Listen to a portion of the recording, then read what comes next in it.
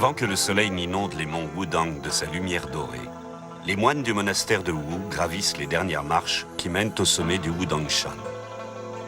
Les monts Wudang sont situés en plein cœur de la Chine, dans la province du Hubei. Ici, sur la montagne sacrée des taoïstes, les religieux méditent chaque matin avant l'arrivée des pèlerins. Ils vénèrent le dieu Zhenwu. La légende dit qu'en des temps immémoriaux, Zhenwu aurait accédé ici à l'immortalité au terme d'une longue méditation. Le temple d'or lui a été dédié. Zhenwu est l'une des divinités du taoïsme, un courant spirituel issu de la Chine ancestrale. Selon la légende, cette philosophie aurait donné naissance il y a plus de 700 ans à l'art martial du Tai Chi Chuan, également appelé la méditation en mouvement. Dans le palais de l'harmonie suprême, les moines chantent des textes liturgiques anciens.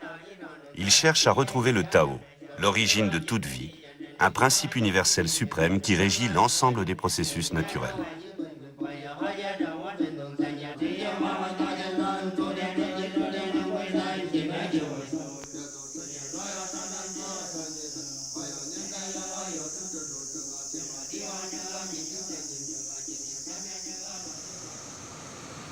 Parti de la vallée, un groupe d'élèves pratiquant le tai chi se rend en pèlerinage au sommet de la montagne sacrée.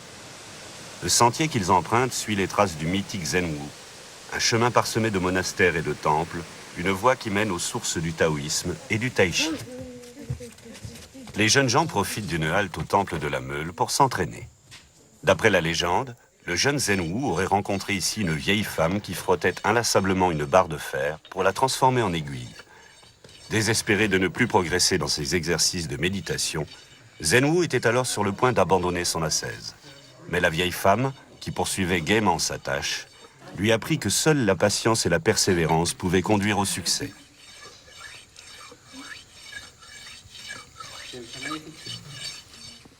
Pour Ming Yue et ses camarades, les légendes comme celle-ci sont toujours bien vivaces. Ils pratiquent le tai chi 6 heures par jour. Ming Yue a commencé sa formation il y a 3 ans auprès de son oncle, l'un des maîtres de tai chi les plus réputés de Wudang. C'est au début de son apprentissage qu'il a reçu son nouveau nom. En français, Ming Yue signifie « clair de lune ».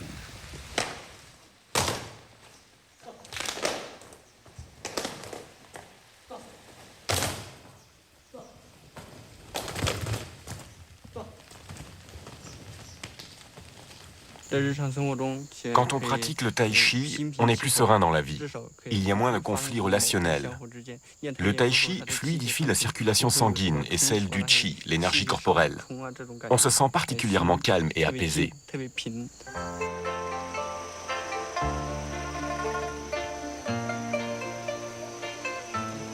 Les montagnes que ces jeunes gens parcourent regorgent de légendes ancestrales. Ainsi, on dit qu'il y a près de 700 ans, le moine taoïste Zan Sanfeng aurait vécu ici. Et d'après la légende, c'est cet ermite qui aurait inventé les premiers exercices de tai chi, un art qu'il aurait conçu en observant les animaux qui l'entouraient. Zan Sanfeng aurait étudié de près l'interaction du yin et du yang dans la nature.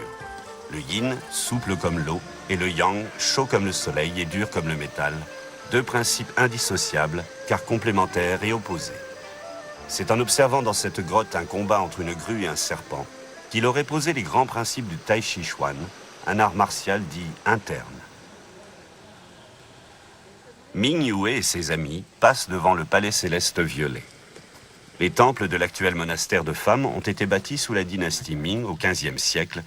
À cette époque, et pour quelque temps seulement, le taoïsme était considéré comme la religion nationale de la Chine.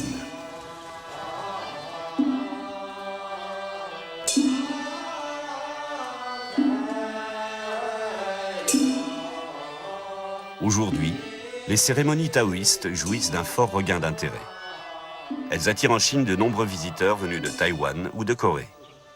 Il y a encore quelques décennies, sous le régime communiste de Mao Tse-tung, toute manifestation religieuse et culturelle était interdite ici.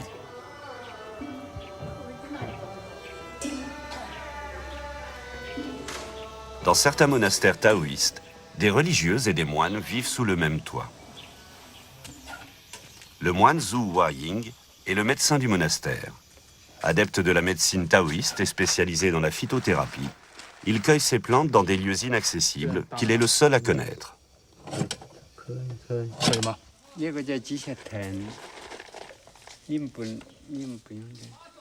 Cette plante s'appelle Jishutong. Elle sert à fluidifier le sang. À Wudangshan, on nomme celle-ci Yingyangguo. Son nom scientifique est Suoluoguo. Elle est efficace contre les maux d'estomac. En Chine, les plantes médicinales des monts Wudang sont célèbres pour leur pureté et leur très grande efficacité. Zhu Huaying est à la fois pharmacien et médecin. Pour chacun de ses patients, il prépare une recette personnalisée. Son apprenti, Sheng Hang, a quitté sa ville natale située très loin d'ici pour apprendre son métier auprès du vieux phytothérapeute. Comme jadis, dans les monastères européens, la médecine traditionnelle se transmet d'homme à homme et de manière personnelle.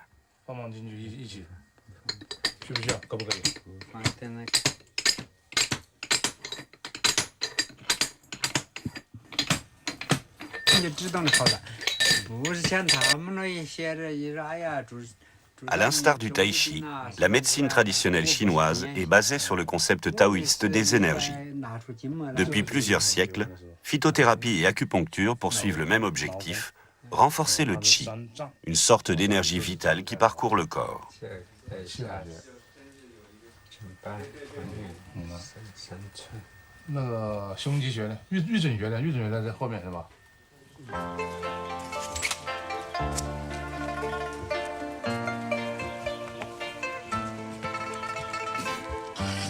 La formation des élèves de Tai Chi, comme Ming Yue, comprend également une réflexion sur les bases éthiques du taoïsme.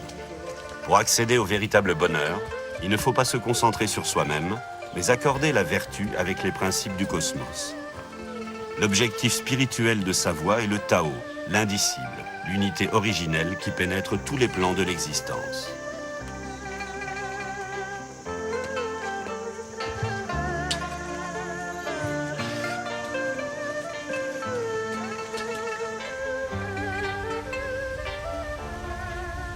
Avant la dernière ascension, les élèves pratiquent d'autres exercices dans ce temple accroché au flanc de la montagne.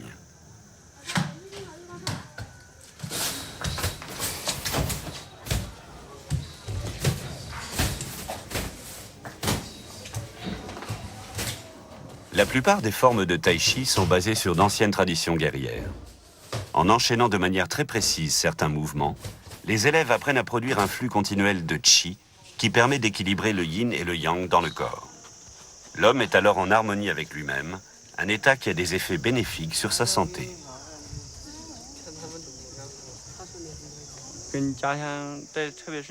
J'étais assez faible physiquement, souvent malade.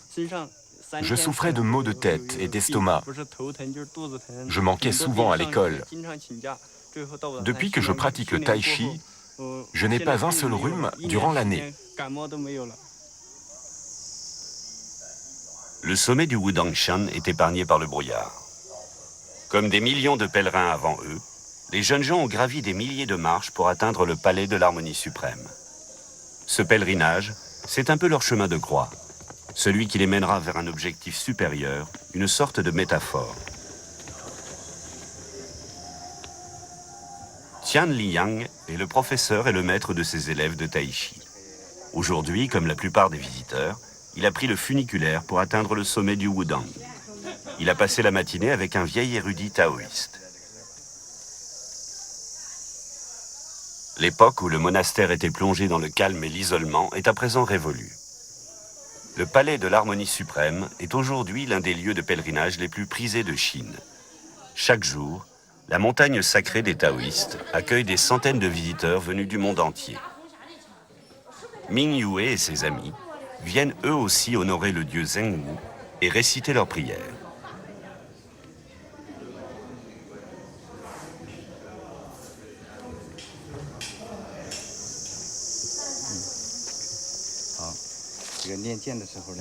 Quand on pratique l'épée, il ne faut pas la tenir trop serrée et ne pas mettre le doigt ici.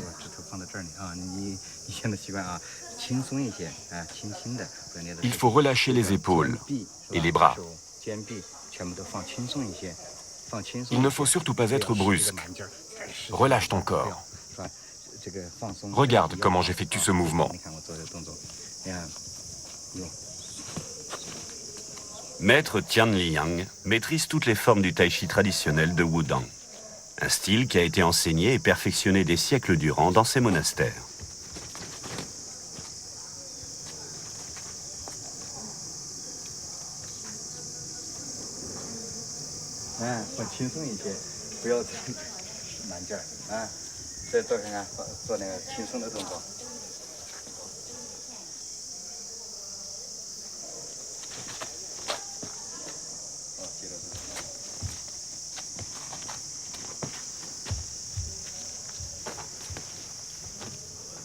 Comme dans toutes les formes de tai chi, dans la forme de l'épée aussi, chaque détail compte.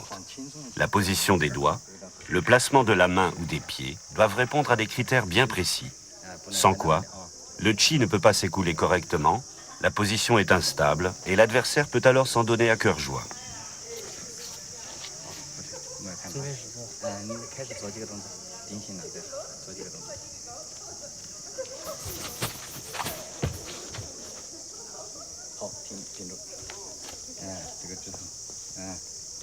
Bon, arrête.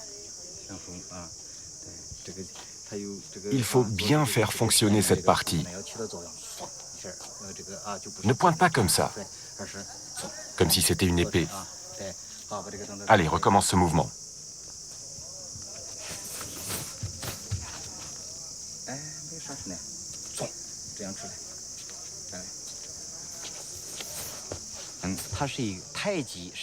Il y a une idée de grandeur dans le tai chi.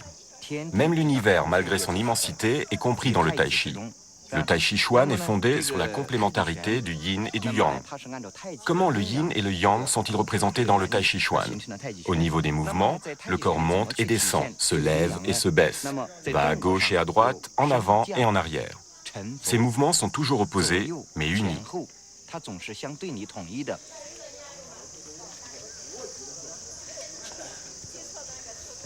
Faites un cercle plus grand. Voilà.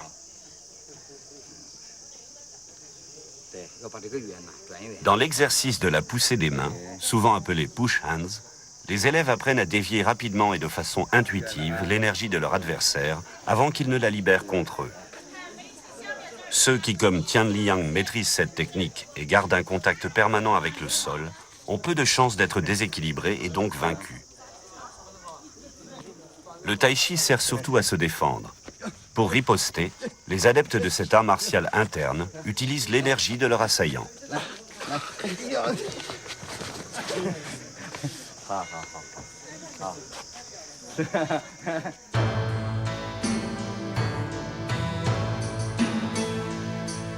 C'est à 500 km plus au nord, dans la province du Henan, que se trouve l'une des autres sources du tai chi chuan. Pour nous y rendre, nous choisissons le train, l'un des moyens de transport les plus sûrs et les plus confortables de Chine.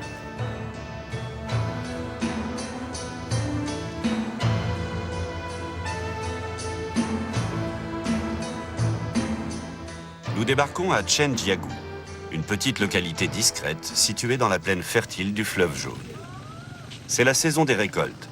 Dans la campagne, les paysans ramassent des cacahuètes et du maïs qu'ils étalent sur les routes pour les faire sécher.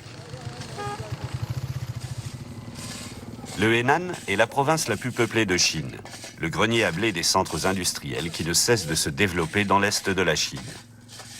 Dans les campagnes, en revanche, le progrès a bien du mal à s'implanter.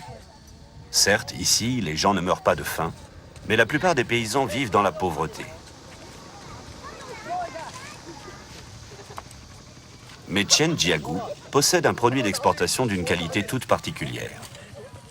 En secret, et pendant plusieurs générations, le clan familial des Chen a développé l'un des styles de tai chi les plus connus de Chine, un style qui a marqué de façon décisive tous ceux qui lui ont succédé. Avec les monts Wudang, le modeste village de Chenjiagou est pour ainsi dire le berceau du tai chi chuan.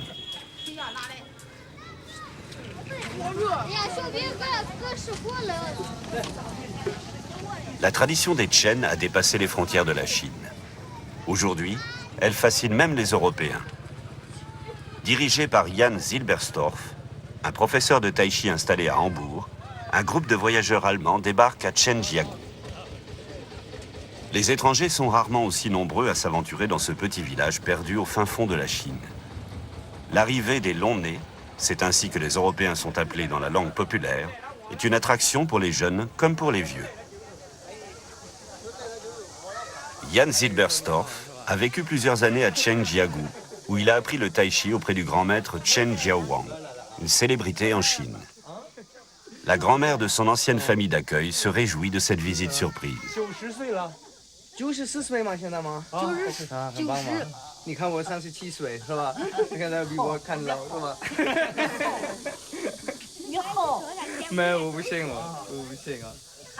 Sur le toit, où il s'est lui-même entraîné jadis, Jan Zilberstorff montre à ses élèves un exercice préparatoire appelé le pilier.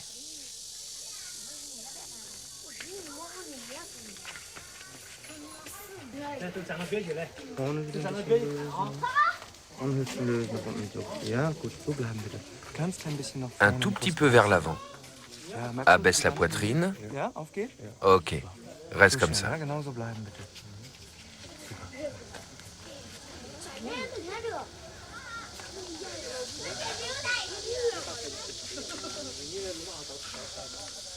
Depuis près de 20 ans, Jan Zilberstorff pratique le tai chi tous les jours, plusieurs heures par jour. Et à présent, il s'y connaît suffisamment pour identifier le moindre blocage d'énergie. Au fil de l'exercice, la posture du corps se modifie.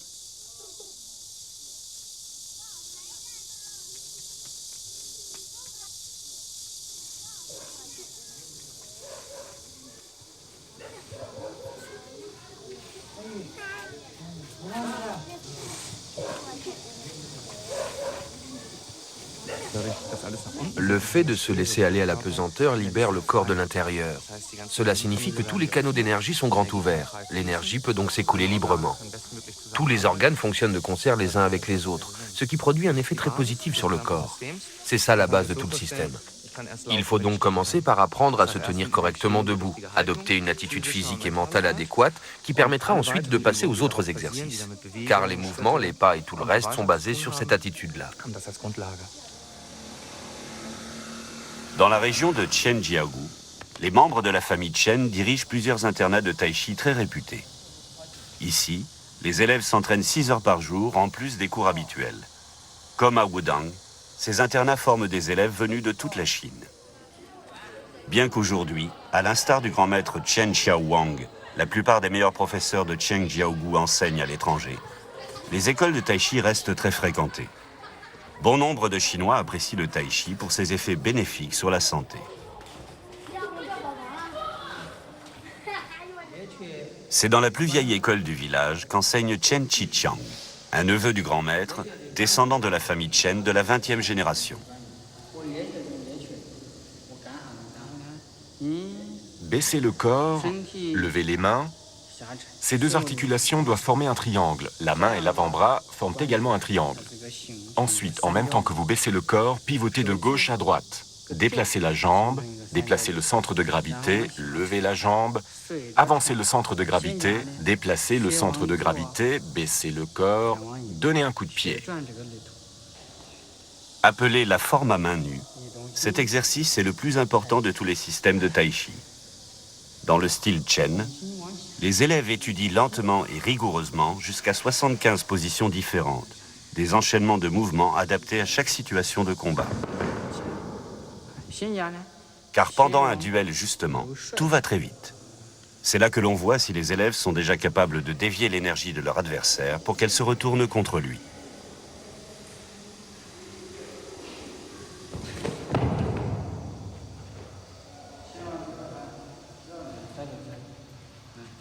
Le fondateur de cette tradition familiale est Chen Wanting. Ce général de la dynastie Ming développa au XVIIe siècle le système des arts martiaux internes en alliant les styles de combat les plus efficaces de son temps à la doctrine taoïste des énergies et à ses différentes techniques de méditation. La poussée des mains n'est qu'un exercice parmi tant d'autres dans l'apprentissage de l'art du tai chi.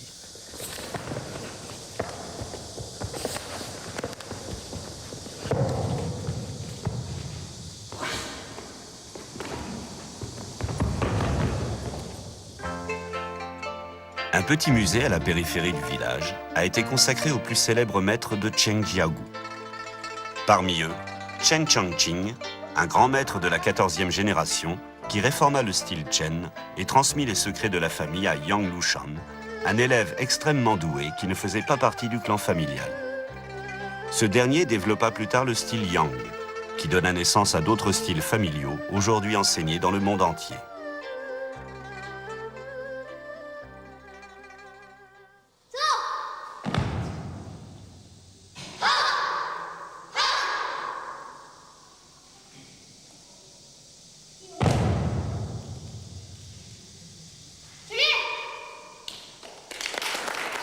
Représentation de Tai Chi en l'honneur des hôtes d'Allemagne. Jan Zilberstorff a lui aussi fait son apprentissage dans cette école traditionnelle qui a formé de nombreux champions nationaux en Chine.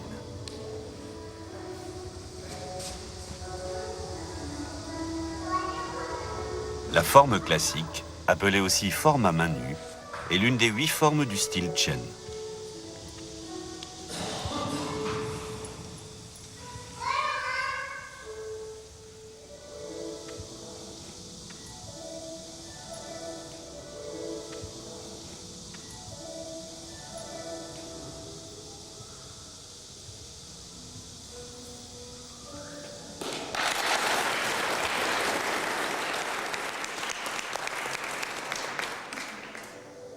Le dragon jaune piqué avec la hampe. C'est le nom de cette figure de la forme du javelot. La plupart de ces mouvements portent des noms très poétiques, qui rappellent que dans le tai chi, le combat est aussi un exercice de méditation.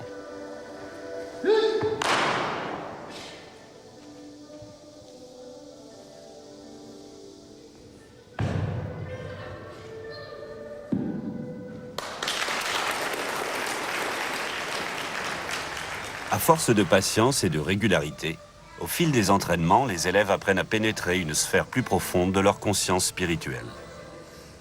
Leur objectif est d'atteindre le Wuji, un état de vacuité dans lequel ils retrouvent l'unité éternelle du yin et du yang.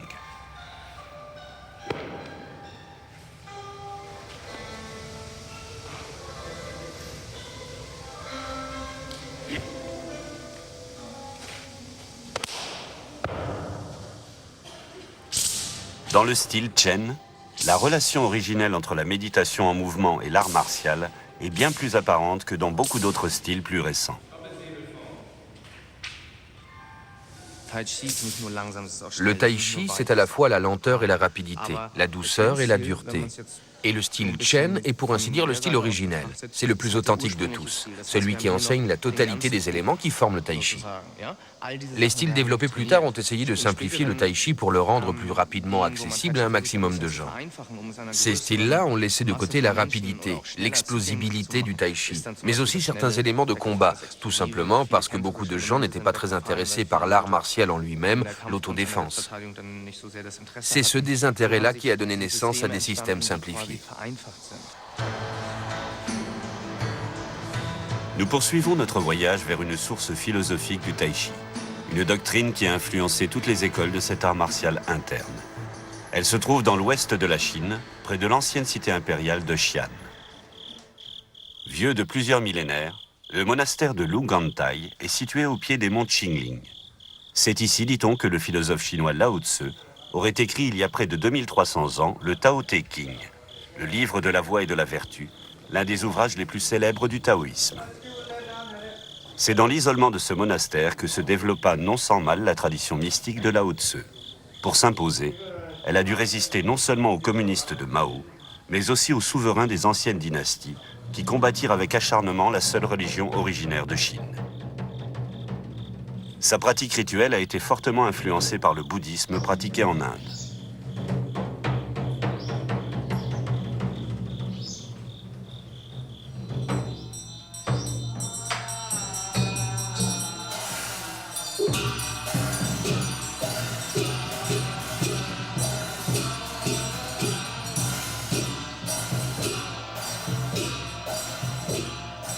L'objectif de la philosophie de Lao Tzu est de retrouver le Tao, l'origine de l'être et l'unité première du monde.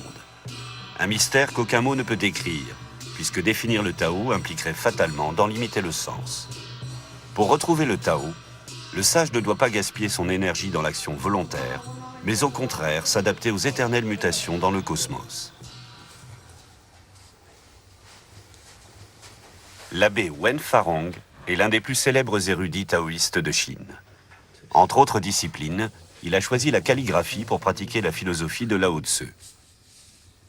Wen Farong dessine deux anciens idéogrammes chinois, deux concepts clés du Tao Te Ching de Lao Tzu, Chong, l'équilibre entre le yin et le yang, qui donne naissance au Che, l'harmonie.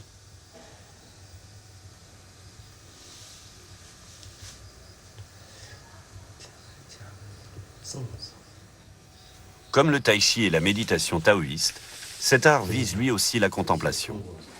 En s'absorbant dans la signification profonde des idéogrammes, en excluant toute volonté, le calligraphe parvient à exprimer le véritable esprit de ses caractères. Ces deux caractères sont les idées principales de Lao Tzu. Lao Tzu considère que la nature vit dans l'harmonie du yin et du yang. Dans son livre de la voie et de la vertu, on lit que les 10 000 êtres de la nature naissent du yin, grandissent dans le yang et aboutissent à l'harmonie. Yin et yang sont essentiels dans l'univers. L'évolution des 10 000 êtres illustre bien l'importance d'une relation harmonieuse entre la nature et le yin-yang. Un tampon est ensuite apposé en guise de signature.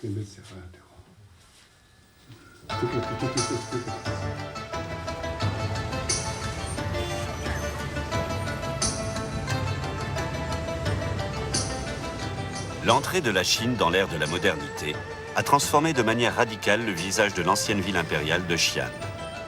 La circulation automobile est de plus en plus dense. Cette métropole de plusieurs millions d'habitants est au bord de l'implosion. Pour autant, les traditions de la Chine ancestrale n'ont pas disparu, bien au contraire. En ville comme dans les monastères, elles ont survécu aux troubles politiques des siècles passés et sont présentes dans le quotidien de tous les Chinois. À l'ombre des vieux murs de la ville, différents groupes se rassemblent pour le programme de remise en forme du matin. Ce groupe-là, par exemple, pratique la forme populaire du style Yang.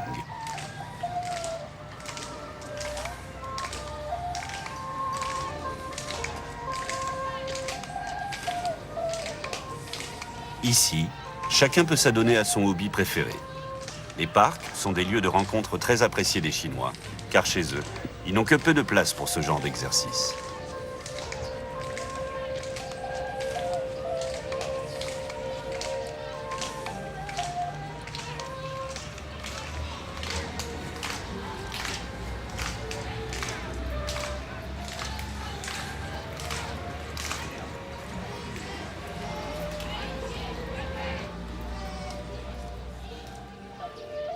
Même certains médecins et guérisseurs traditionnels proposent leurs services en plein air. Pour un massage des pieds d'une demi-heure par exemple, comptez quelques yens seulement, environ 50 centimes. Juste à côté, Shen Shijing et Jan Zilberstorff font une démonstration de l'exercice appelé la poussée des mains. Shen Shijing est un maître de tai chi qui a été le tout premier professeur de l'allemand à Chengjiagu. C'est lui qui a introduit Jan Zilberstorff dans la famille du grand maître Chen Jiaowang. Si la forme à main nue invite les élèves à se concentrer sur eux-mêmes, cette forme-ci, en revanche, les prépare au combat. Dans la forme à main nue, nous apprenons à déplacer notre énergie interne du centre, du dantian, à travers tout le corps et jusqu'au bout des doigts, et de là, à la faire retourner au centre. Pour les pieds et la tête, c'est exactement la même chose. L'énergie part du centre jusqu'aux extrémités, puis retourne vers le centre. Dans l'exercice de la poussée des mains avec un partenaire, non seulement mon énergie va de mon centre jusqu'au bout de mes doigts, mais du fait que les mains de mon partenaire sont toujours en contact avec les miennes, mon énergie traverse son corps pour parvenir à son centre. Nos deux centres sont alors reliés, et c'est à l'intérieur de cette communauté d'énergie que nous nous entraînons. Ce maître de Qigong est lui aussi spécialisé dans la transmission d'énergie. Il nous expliquera plus tard avoir envoyé une énergie curative dans le corps de ce patient qui souffre de violentes douleurs dorsales. Mais même en Chine, certains voient cette thérapie d'un œil sceptique.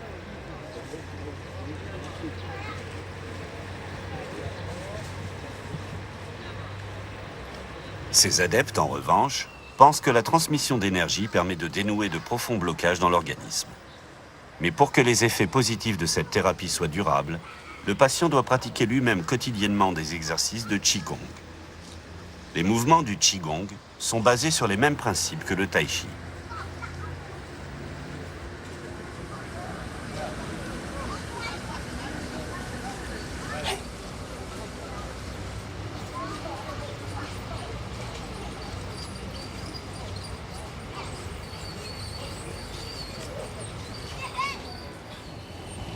Même à l'hôpital de la province du Shanxi, dans le centre de Xi'an, les anciennes traditions sont toujours présentes.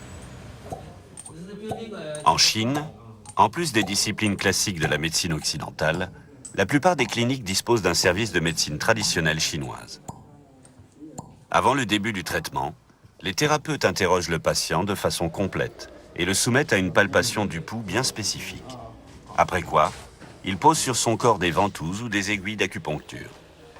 Des études réalisées en Chine et en Europe ont montré que cette thérapie était particulièrement efficace pour les maladies et douleurs chroniques. Certains médecins sont des masseurs expérimentés qui n'hésitent pas à se servir de leurs pieds en fonction des douleurs et de la corpulence de leurs patients.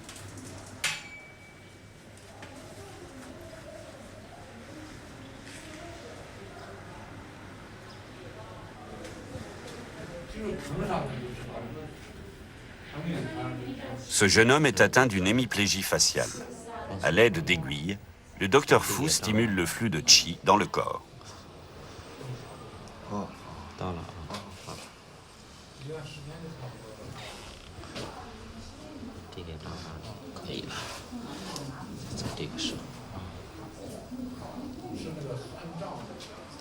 Par cette thérapie, le docteur Fu essaie de dénouer les blocages d'énergie, de stimuler les fonctions organiques et de renforcer le système immunitaire.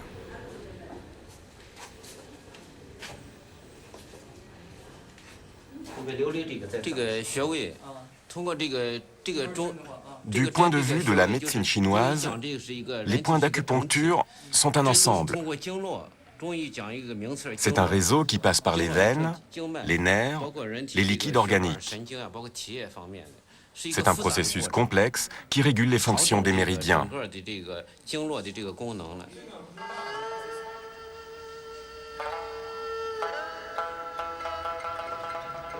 En Chine, cette médecine traditionnelle basée sur la dynamique des énergies, le qi et les méridiens n'a cessé de se développer au cours des siècles. Et aujourd'hui, elle trouve aussi un certain écho en Occident. N'oublie pas qu'au tai chi, c'est comme si on était suspendu par le crâne. Cela signifie que ce qui est lourd glisse vers le bas, mais ce qui est léger doit aussi monter vers le haut. Dans un cabinet d'acupuncture de Hambourg, Jan Zilberstorff traite un patient qui a été opéré d'une hernie discale.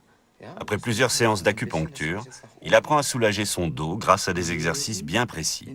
Aujourd'hui, pour la première fois depuis des années, ce patient ne souffre plus. Attention, ne force pas trop, ne serre pas la poitrine, reste bien ouvert.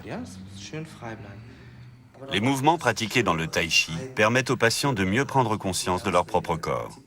Avec le temps, ils parviennent à identifier de façon plus précise les tensions qu'ils ressentent au plus profond de leur organisme, puis à les influencer eux-mêmes.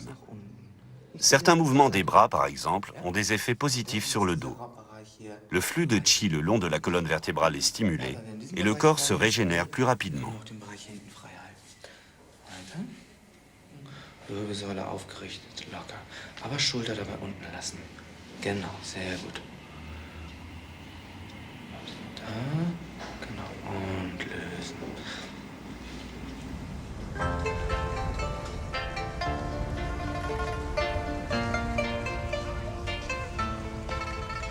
À Hambourg, dans un parc situé en plein cœur du quartier de Saint-Pauli, une sorte de monastère en plein air accueille ceux et celles pour qui le tai chi est devenu une voie spirituelle.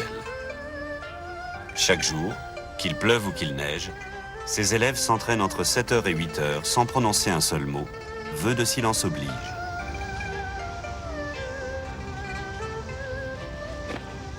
C'est Jan Zilberstorff qui est à l'origine de cet entraînement intensif, une idée qu'il a eue il y a quelques années. Baptisé Temple Park, cet endroit est un lieu de retraite pour tous ceux qui veulent échapper au stress du quotidien. Le tai chi est une discipline qui travaille tout en douceur. Cela signifie que les progrès arrivent lentement, au fil du temps. C'est une discipline dans laquelle on peut prendre le temps de s'habituer à un nouvel état d'esprit et d'entrer totalement dedans. Dans un premier temps, on acquiert une conscience plus importante de son propre corps. On se sent bien dans son corps, apaisé, et l'esprit devient lui aussi plus calme, ce qui permet d'affronter le quotidien avec plus de flegme, de mieux gérer les situations de tous les jours. On reste plus au centre, physiquement dans l'autodéfense, mais aussi sur le plan mental et spirituel, et ces qualités ne cessent de s'approfondir.